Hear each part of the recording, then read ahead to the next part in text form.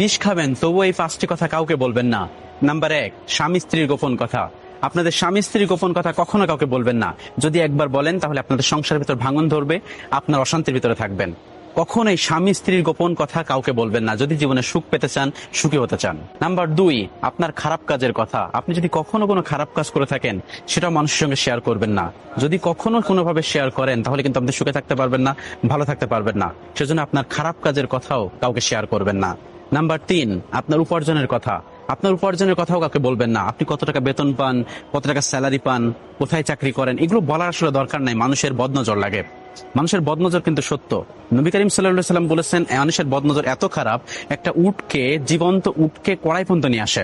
এটা হচ্ছে বদনজর। সেজন্য কখনোই ভালো থাকতে চাইলে, সুখে থাকতে চাইলে আপনার উপার্জনের কথা কাউকে বলবেন না। নাম্বার 4, আপনার পরিকল্পনার কথা। আপনার পরিকল্পনার কথাও কাউকে বলবেন না। আপনি 5 বছর পর কোথায় থাকতে চান, আপনি 2 বছর পর কি করতে চান, আপনি পরবর্তীতে একটা বিজনেস করতে চান, আপনার পরিকল্পনার কথা কাউকে বলবেন না। কারণ মানুষ এটা নিয়ে উপহাস করতে পারে, আপনার এই স্বপ্নটা ভেঙে যেতে পারে, বা মানুষ কটূক্তি করতে পারে, আপনার স্বপ্ন জাগার ইচ্ছা জাগবে না। মানুষের সাথে কখনোই আপনার পরিকল্পনার কথা শেয়ার করবেন না যদি আপনি সুখে থাকতে চান, ভালো থাকতে চান। এবং নাম্বার 5, আপনি যদি জ্ঞানী হন সেটা কাউকে বলে বেড়াবেন না। আপনি জ্ঞানী ঠিক আছে, আপনার ভিতরে জ্ঞান রাখুন। কোনো মানুষ যদি কোনো কথা বলতে চায় তখন বলুন, কিন্তু আপনার এই জ্ঞানটা মানুষের সামনে বলে বেড়াবেন না। তাহলে মানুষ আপনাকে উপহাস করবে, খারাপ কথা বলবে।